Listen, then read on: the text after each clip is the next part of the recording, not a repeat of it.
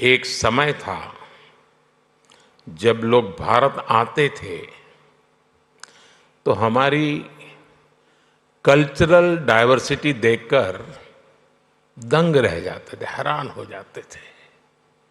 अब लोग भारत आते हैं तो हमारी फिनटेक डाइवर्सिटी को देखकर भी हैरान होते हैं।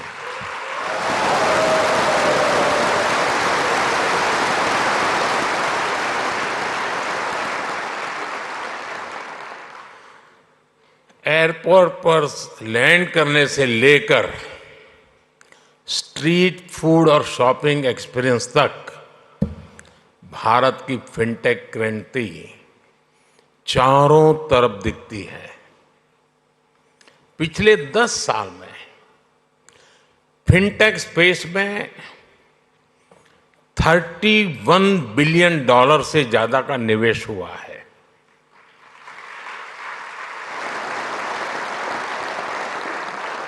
दस साल में हमारे फिनटेक स्टार्टअप्स में 500% वृद्धि हुई है।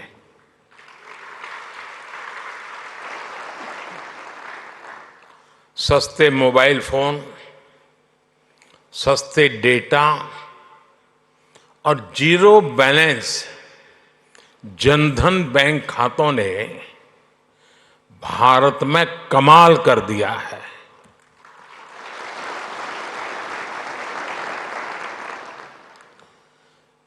आपको याद होगा, कुछ लोग पहले पूछते थे, पार्लियामेंट में खड़े होकर के पूछते थे और अपने आप को बहुत विद्वान मानने वाले लोग पूछते थे।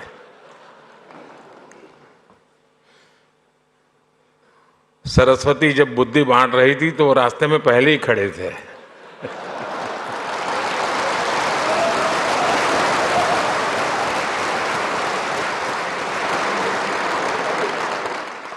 और क्या कहते थे? वो पूछते थे कि भारत में बैंक की इतनी ब्रांचेज नहीं है, गांव-गांव बैंक अवेलेबल नहीं है, इंटरनेट नहीं है, यहां तक पूछ लेते थे बिजली भी तो नहीं है, रिचार्जिंग कहां होगा, फिनटेक क्रांति कैसे होगी, ये पूछा जाता था। और मुझ जैसे एक चाय वाले को पूछा जाता था।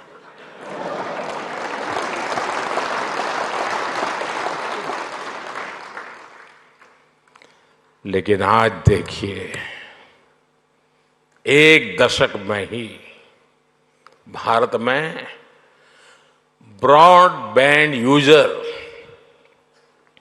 60 मिलियन यानी 6 करोड़ से बढ़कर 940 मिलियन यानी करीब 94 करोड़ हो गए।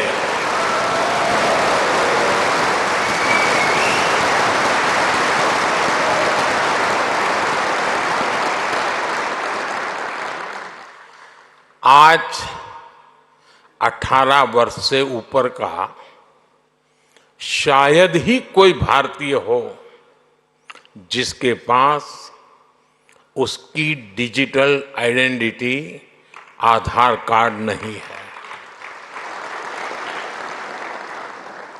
आज 530 मिलियन यानी 53 करोड़ से अधिक लोगों के पास जनधन बैंक खाते हो गए हैं। यानी 10 साल में हमने एक प्रकार से पूरी यूरोपियन यूनियन के बराबर आबादी को बैंकिंग सिस्टम से जोड़ा है।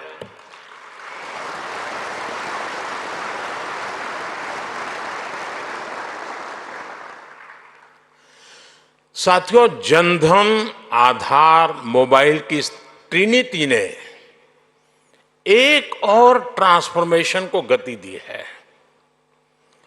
कभी लोग कहते थे कि कैश इज किंग। आज दुनिया का करीब करीब आधा real time digital transaction Bharat में होता है।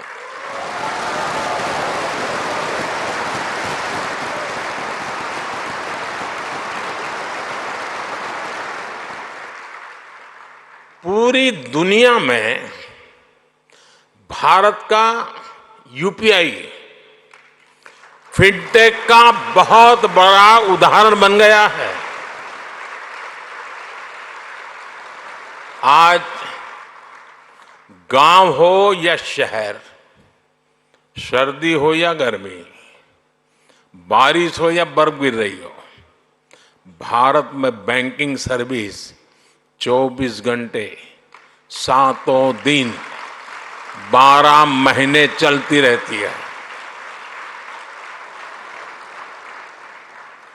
कोरोना के इतने बड़े संकट के दौरान भी भारत दुनिया के उन देशों में था जहां हमारी बैंकिंग सर्विस बिना किसी दिक्कत के चलती रही। भारत की फिनटेक क्रांति की उपलब्धि सिर्फ इनोवेशंस के लिए ही नहीं, बल्कि एडॉप्शन लेकर के भी है। भारत की जनता ने जिस स्पीड और स्केल पर फिनटेक को एडॉप्ट किया है, उसका उदाहरण कहीं और नहीं मिल सकता। इसका एक बड़ा क्रेडिट हमारे डिजिटल पब्लिक इंफ्रास्ट्रक्चर डीपीआई को भी जाता है और हमारे फिनटेक्स को भी जाता है।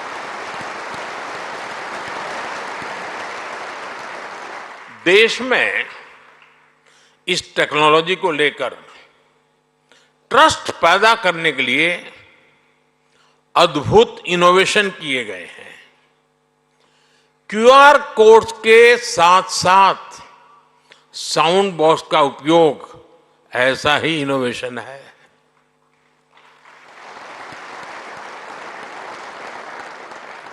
हमारे फिनटेक सेक्टर को सरकार के बैंक सखी कार्यक्रम का भी अध्ययन करना चाहिए। और मैं सब फिनटेक के वाले नौजवानों को कहना चाहता हूं, ये बैंक सखी है क्या?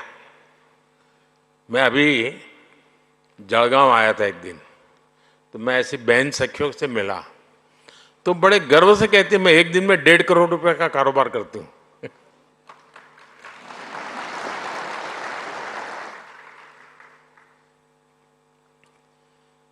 क्या कॉन्फिडेंस! और एक गांव की महिला थी वो। हमारी बेटियों ने गांव गांव में बैंकिंग को, डिजिटल अवेयरनेस को जिस प्रकार फैलाया है, उससे फिनटेक को एक नया बाजार मिला है।